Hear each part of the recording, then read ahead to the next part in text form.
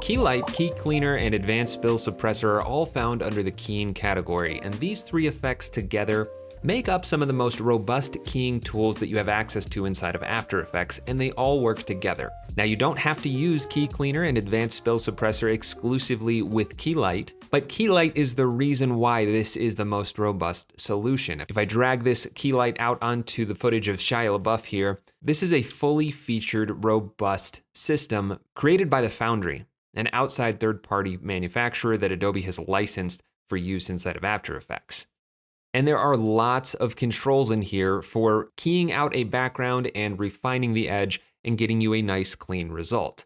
And for this reason, Keylight is always my #1 choice for attempting to remove a background from a green screen piece of footage. And it's only if this fails, if I really can't get it to work, that I would ever move to a different one of these keying effects. Doesn't mean it's not worth knowing about what these effects are, because if you do run into a scenario where Keylight isn't cutting it, you're going to want to know what your other options are. But generally, Keylight gets the job done. Before we jump into these controls, I actually want to show you Key Cleaner and Advanced Spill Suppressor first. So I'm going to delete Keylight, and we're just going to add one of the other color keying effects first. And I'm going to use the color range effect to remove this background because it's not that evenly lit. If you want to know more about color range, go check out that Effects of After Effects video. But I'm just going to choose this green color and then add to my color range until I get rid of all of that green.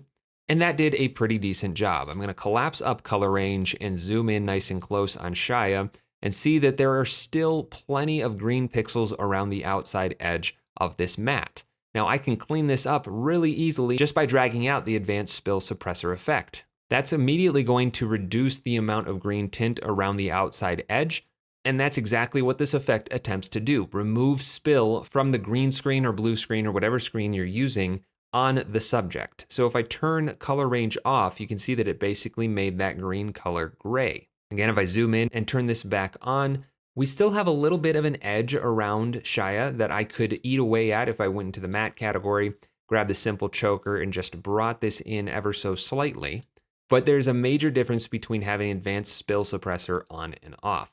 The current method is set to standard, and the only option we have is this slider of suppression that's basically an opacity slider, how much it's affecting that background. Generally, you're going to want that set to 100%. But we have lots more advanced controls if we change this method from standard to ultra.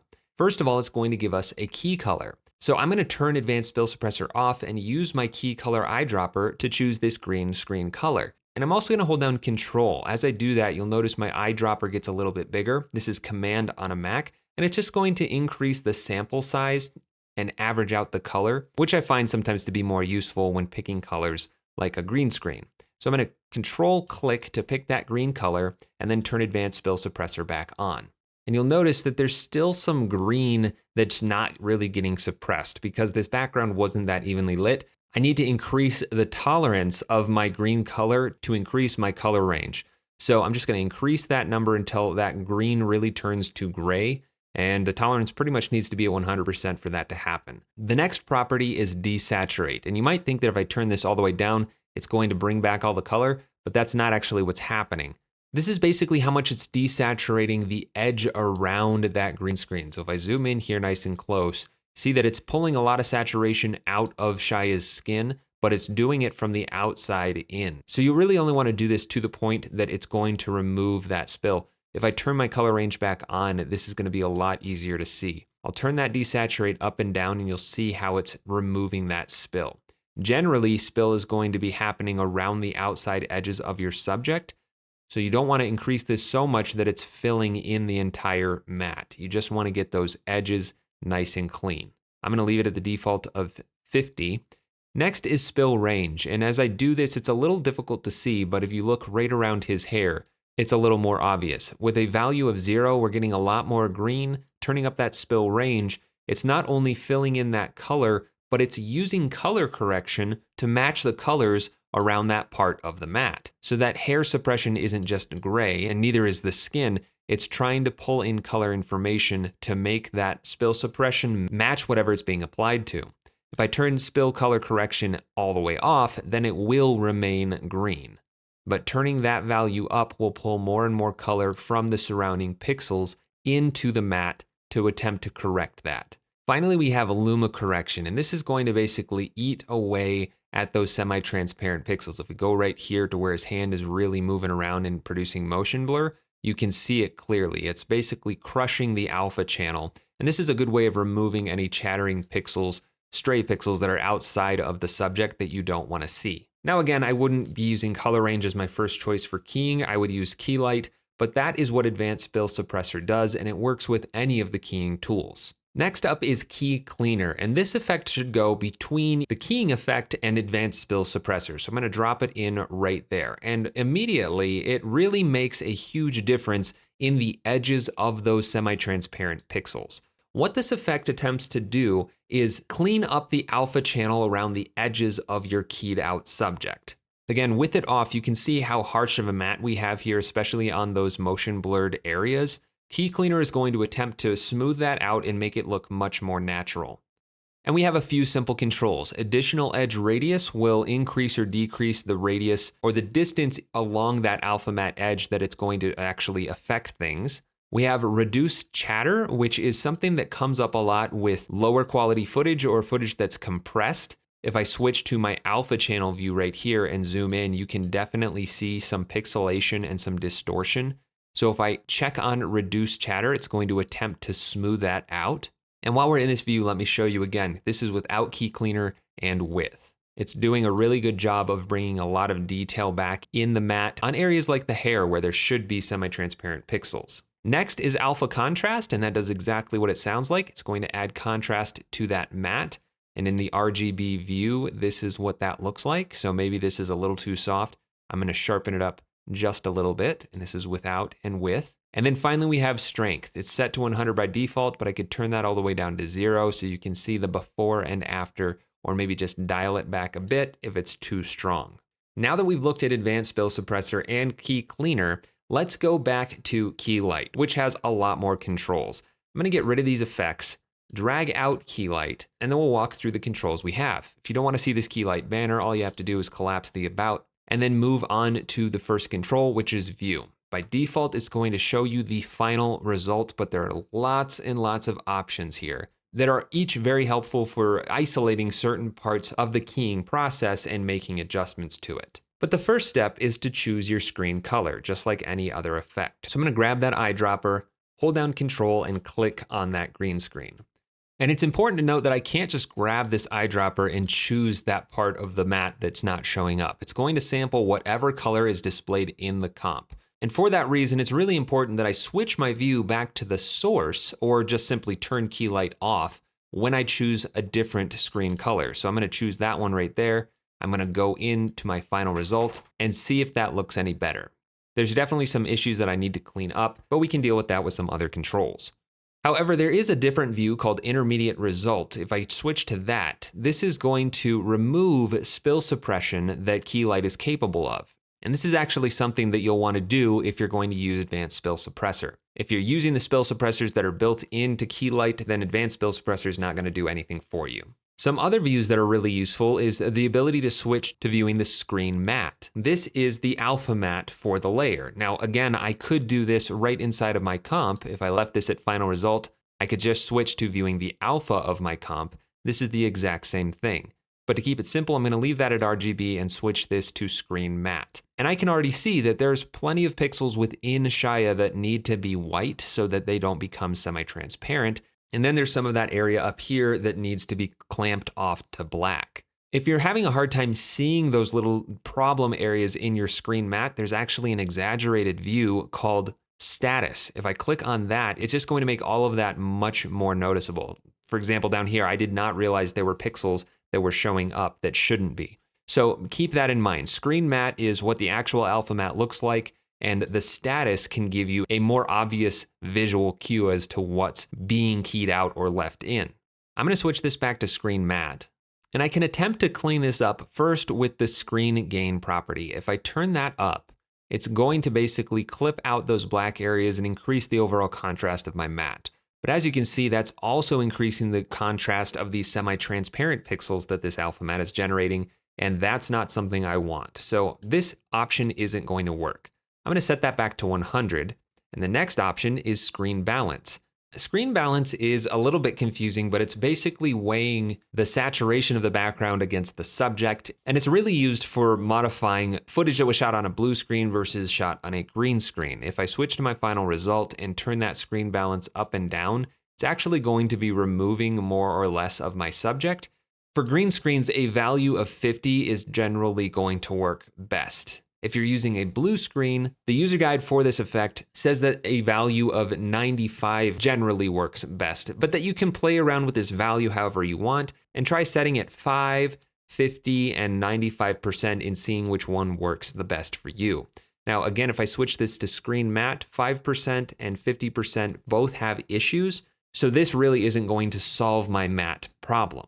I'm going to jump over the despill and alpha biases for now and show you the screen pre-blur effect. What this does is just blurs out the source prior to applying the key, and it basically makes everything blurry. So you don't want to go very extreme with this, but if you want to just clean up your edge a little bit and make it not quite so sharp, this is a great way to do that. Next is the screen matte section, and this is where we can try to clean up this matte.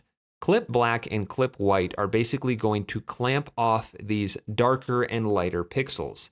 So if I increase the clip black, it's going to immediately get rid of those darker areas. And I'm actually going to switch to my status view to make sure that I get rid of all of those pixels. There we go, value of 14 got rid of everything. But I still have a lot of gray value inside of my matte, and that means that they're semi-transparent pixels. I want to make those white, so I'm going to grab the clip white and drag it down until I get most of that detail back. Then I'll switch back to my screen matte view and see that now I have a much sharper mask. At this point, I actually might want to add in a little bit of screen pre-blur, so I'm just going to increase this ever so slightly to make that matte a little bit softer, and then switch to my final result to see that we are actually getting a really decent key with these settings. So I'll turn that off and back on. And not only is it keying it out, it's also suppressing some of this green spill that's happening in the shirt. We're definitely getting some artifacting here, but we can continue to modify this effect to try and clean that up. But just to show you one more time what's happening, if I turn my view back to intermediate result, all of that green spill is coming back, but if I turn it on to final result, that is being corrected. I'll switch this back to screen matte and we'll look at the rest of the screen matte controls. The next one in the list is clip rollback. And if I go to an area again where we have some semi-transparent pixels and I drag this up, it's basically a margin or a radius around the outside edge of the matte where it leaves those pixels more transparent and softer. If I switch this back to final result, you can see what effect that has on the overall matte. So I might want to do that since I do have detail like hair and these motion blurred areas of his hands. But overall, this is working pretty nicely with this footage. Next is screen shrink and grow, and this is literally just a simple choker. If I increase it too far, then we're going to see that suppressed green screen behind Shia. If I turn it back down, then it will eat away at the matte a little bit. And this is actually a good time to point out that a good practice is to not try and key out the entire green screen all at once. Instead of switching this to final result at this point, you could change it to intermediate result, leave off all of that spill suppression, and then grab that screen shrink and grow and just push it out enough so that your entire subject is visible, and then just collapse this up, apply another instance of Keylight, turn it off just so that we can sample this green color outside the edge of Shia, turn it back on, and now Keylight only has to worry about the colors that are directly around your subject. Now, I would need to go through that entire process again to clean up that screen matte, but this is a great way of working so that you're not worrying about the entire green screen all at once. First, apply one instance of your key, expand the matte out, and then just worry about what's around your subject. But I'm going to just rely on one instance for this particular example, set my screen shrink and grow back down, and maybe even dial it back ever so slightly. Next is the screen softness. If I go to my screen matte again and turn that up, this is just going to feather out the edges of the mask. We have screen D-spot black, which is going to try to find holes in the matte, basically. So if we go down here, there's actually a little bit of green showing between his pants there, and that should be keyed out. But let's say that's a hole that shouldn't be there. If I increase screen D-spot black, it's going to attempt to fill that hole in. Same thing for screen despot white. If there are areas of white that shouldn't be there, then this will help eliminate those pixels. The next option is replace method. So I need to switch this to final result to see a change here, but the default is set to soft color. What this is going to do is take the image after it's been despilled, after that green has been corrected, and replace the colors for any part of the matte that's been added, basically. Any part that's been added because of my screen matte adjustments will be colored based on the edges of the actual subject. So it's bringing in skin color here, hair color up here, and attempting to match those colors. But soft color is also trying to bring in the brightness values of those pixels so that it matches the original subject. This is generally the best method to use that produces the most natural looking results, which is why it's the default. I could also change this though to hard color, and that's going to modify everything quite a bit. If I undo and redo, you'll see that that actually did fix a lot of that artifacting that we're getting in the despill on his shirt. So for this particular case, hard color might be a better method to use. But we have two other options. Source is going to allow those green spilled pixels back in. If I undo to hard color and redo to source, then you can see those colors are being brought in. So it's not taking into account the corrected pixels when it's filling in this alpha channel. It's taking into account the source pixels. And then finally we have none, where it's not going to replace anything. This despilled image is going to be left untouched if the screen matte affects the alpha. Now I'm going to switch this back down to hard color, and I think that's going to be the best bet for this particular example. The replace color is the color that it's filling in to suppress that green spill. So if I just make this pure red, you can see that coming in really clearly. Having it set to a gray is going to desaturate the edge and really just neutralize that screen color. Now that we've looked at the screen matte options, let's jump back up to this despill bias and alpha bias. By default, these are locked together, so changing one will change the other. But if I choose one of these eyedroppers and pick, say, his skin color, then you can see that brings that skin color in on these outside edges of the matte. Now I can already tell that this matte isn't actually working all that well. If I go to my screen matte and turn that clip rollback all the way back off, then we won't get those semi-transparent pixels. I might increase it just a tiny bit to get rid of some of these edges, and then maybe dial back my screen shrink grow a little bit. But now that despill bias is using the skin color to color correct the edge matte. So again, this was set to a 50% gray before. If I reset that, this is what it looked like. Or I could choose that skin color to tint those edges. Now, generally, you're gonna want these two to be locked together as long as your footage was shot well. But let's say that the footage of a green screen was lit in a very sunsetty looking set of light, so very warm light, and that was hitting the background and making not only your subject look more warm, but also the green look more red. Well, then that's when you'd want to uncheck these, switch to viewing your source or just turn off the effect, and then choose part of the subject that's being keyed out that shouldn't be. You're likely still going to use the same color for the despill bias, but keeping these two independent gives you more fine-tuned control. I don't need to do that for this, so I'm going to just switch this back to final result, and again show you the difference between intermediate result and move on.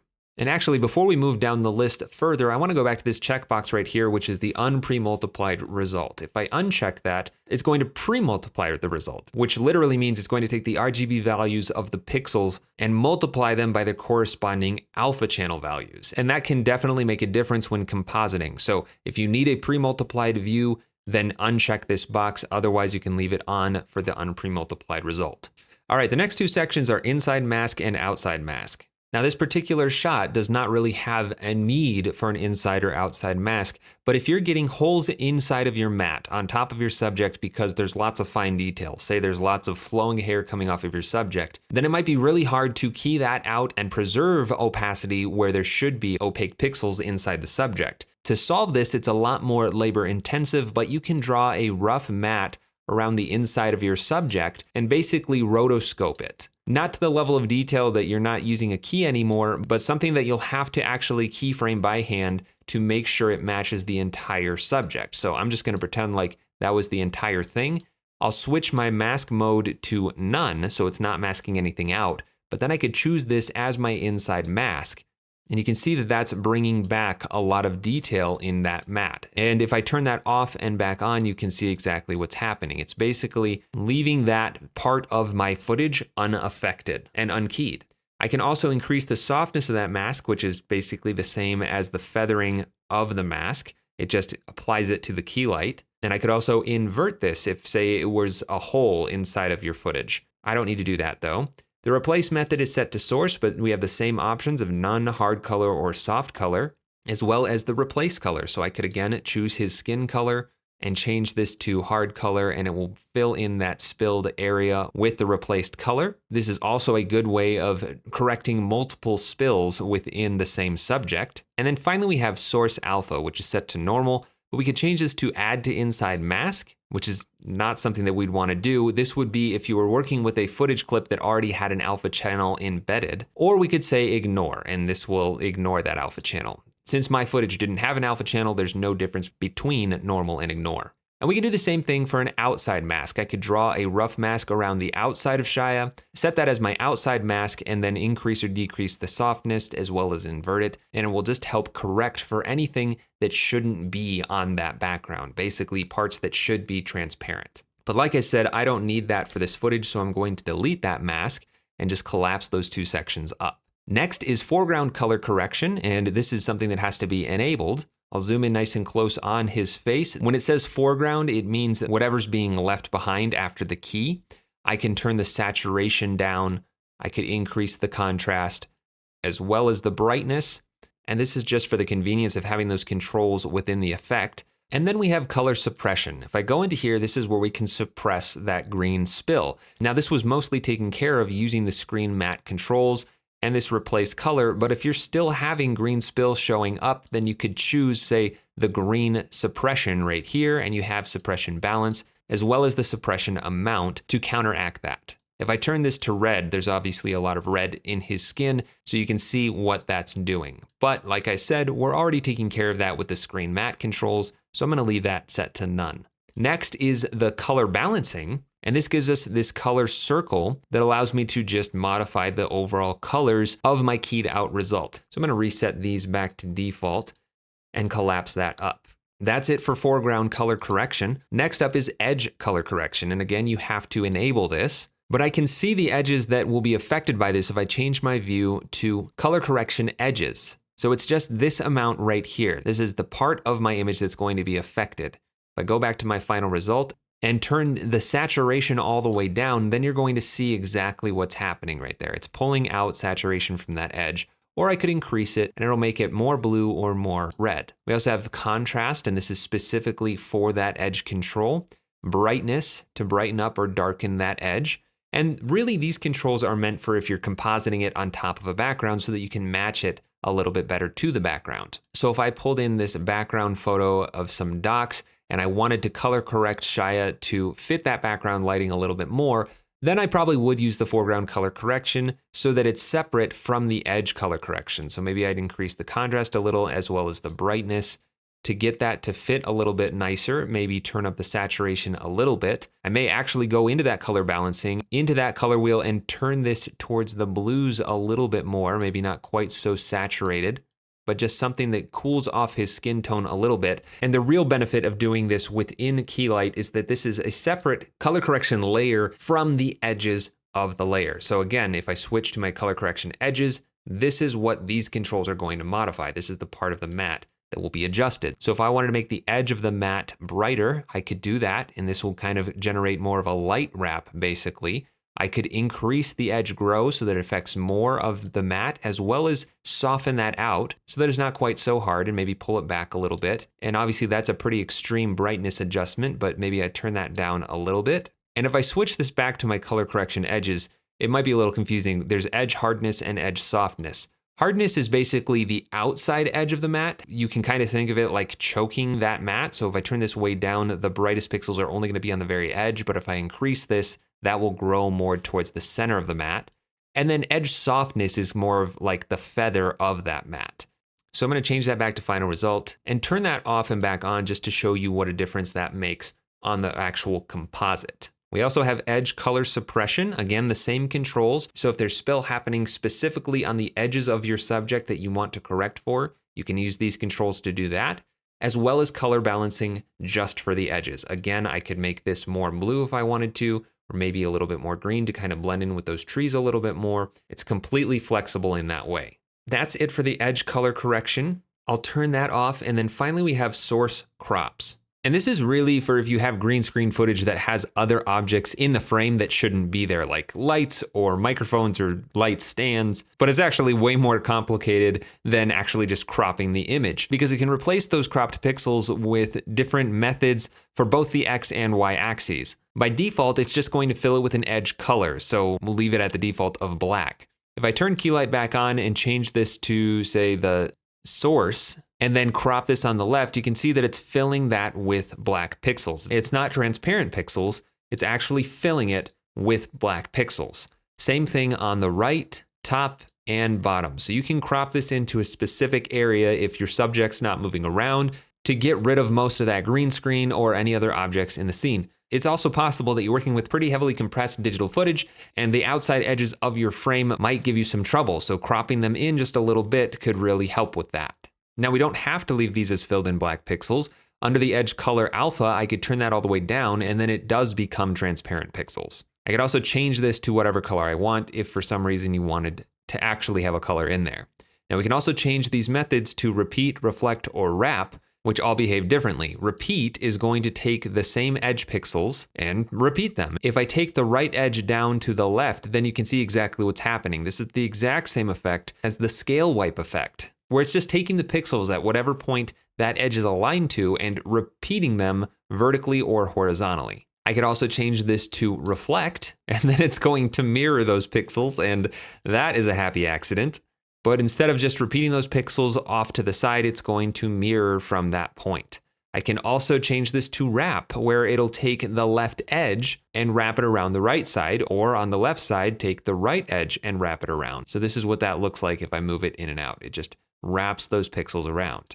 And you can do that for either X or Y dimensions. Now, I don't actually need any of these crops on, so I'm going to reset them back to default. And with that, we've covered all of the settings within Keylight. Now, this is obviously a massive plugin, and it has lots of applications and lots of tools for working with lots of different types of green screen or any colored screen footage. This video is already pretty long, but you could spend hours learning about every single one of these features and different scenarios and how to handle them. Fortunately, Keylight does come with a PDF, which you can find in the plugins folder of After Effects. If you go into your After Effects install directory, into support files, plugins, effects, Keylight, and then docs, you will find the Keylight After Effects PDF, which is a very well explained PDF on how all these controls work, along with sample project files and images to help you understand what all of these controls do. So definitely go read up on that and search for Keylight tutorials. There's tons of them on YouTube, and you'll have no trouble finding great techniques for using this effect. But now that we've looked at all of the controls, I'm actually going to delete this effect. Search for Keylight in the Effects and Presets window, and right here there is a Keylight plus Key Cleaner plus Advanced Spill Suppressor preset that you can apply that sets all three effects up automatically to work well together. If I apply it to this clip, it's going to add all three effects, and it's going to default to showing the intermediate result of Keylight instead of the final result, which is the effect default. And the reason for that is because this method of using the Key Cleaner and the Advanced Spill Suppressor is going to take a lot of those advanced controls away from Keylight and simplify it a little bit by using Key Cleaner and Advanced Spill Suppressor. You also noticed it turned Advanced Spill Suppressor off because that would affect your green screen, and you want to be able to choose your screen color before you turn that on. So I'm going to grab my screen color right here. That removes most of the green. Key Cleaner is already applied, which again, if I solo this layer and show that alpha matte, this is what that effect is doing. It's kind of getting rid of a lot of that compression artifacts, but I can still see that there's parts of my image that shouldn't be visible and other parts that should be completely visible. So I'm going to change this to the status view, change my comp view back to RGB, and then go into my screen matte, clip the black just a little bit until all of that is gone, clip the white until all of my subject is there. Switch this back to intermediate result. That's good for Keylight. My Key Cleaner is softening out that edge and my matte a little bit. I'll turn Advanced Spill Suppressor back on and unsolo my layer.